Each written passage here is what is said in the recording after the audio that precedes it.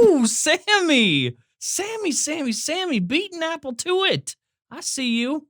Want tech news in a way that doesn't suck? Subscribe and turn on notifications cause I said so.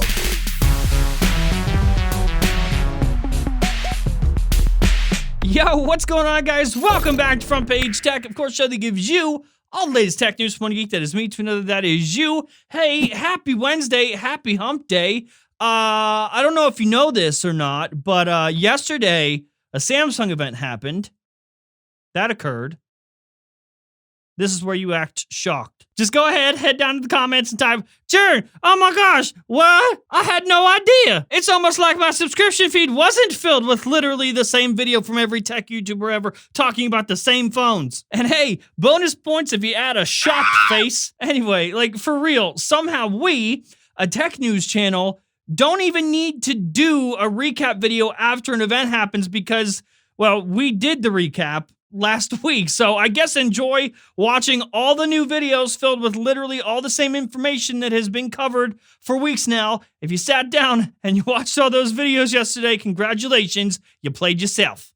Instead of like a full recap, I'll just go ahead and share a few things that stood out to me. Like, number one, right? Are we just going to ignore that the images from the 100 times zoom on that S20 Ultra kinda sorta look like ass? For real. I mean, instead of this looking like it was taken on a very high-end smartphone, it more just looks like it was taken on a very high-end calculator. So, you know, that's cool. Don't worry though, it's only $1,400. But hey, speaking of prices, I nailed them.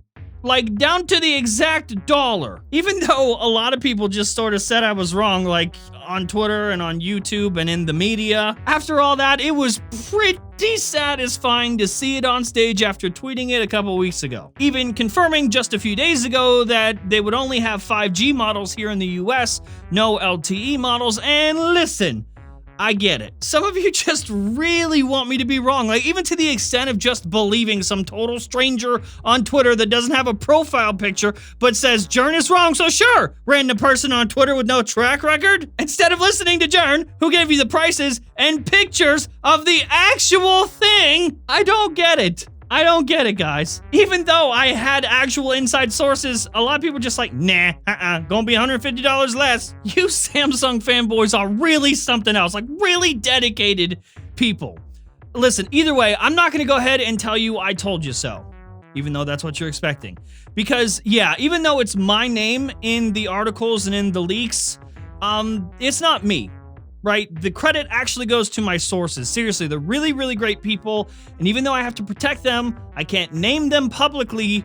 They are the ones that deserve all the credit. But hey, speaking of sources, by the end of the week, I'll show you the very first render of the Pixel 5. And no, I'm not kidding. I know it's early. I know that. Go follow me on Twitter because I'll probably post it there first. I get it, okay? These prices are super high, and not having the option to buy the 4G LTE models here in the US is kinda tough. But the Snapdragon 865 needs 5G, so that's just what we're looking at here. Obviously, in other markets, you can get those Exynos models that use LTE instead. But you know what? And this might surprise you too. I don't feel like these phones are overpriced. Like, at all. I mean, are they expensive? Yes.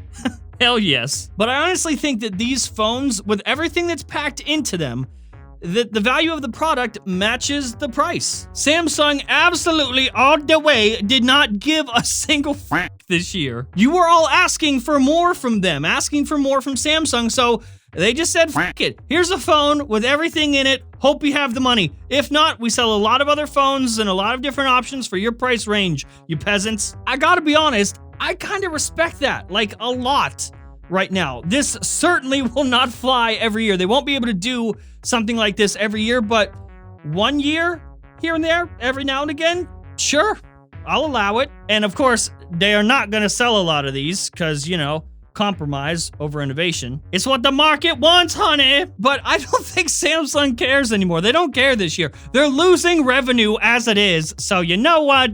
F it. This was just them showing what they're capable of. Speaking of what they're capable of, the Galaxy Z Flip.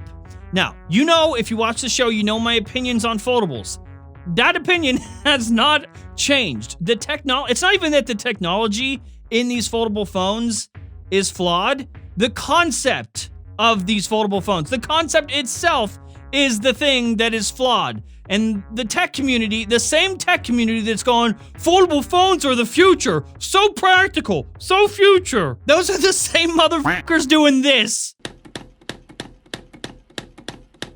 But with that said, it is cool. This is yet another one of those things that Samsung just did because they can. And as pointless as it is, it's really cool. It's insane that we can do this with technology, like actually nuts. And something that I personally would like to point out that I don't think anyone else has mentioned yet, Samsung actually beat Apple to something kind of important. Earlier last year, and you may have forgotten this by now because that's how news works, the internet, they don't remember things. There were reports and patents coming out about a foldable iPhone, and even though a foldable iPhone is just as stupid as a foldable Galaxy device, Apple was actually planning on doing something that no one else had been able to achieve: a folding glass display. All of the other foldables, in order to, fold, have been using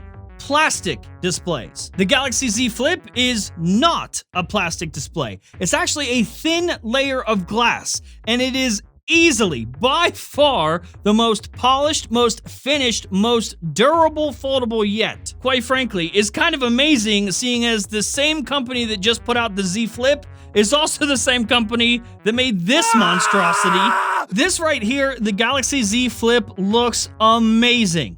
It's freaking pointless, but it's amazing. Pointlessly amazing. At this point, I'm really curious to get your thoughts. Like, what did you think about the event yesterday? What do you think about the products, the prices, anything that was announced yesterday, officially announced yesterday, even though we knew a lot of it?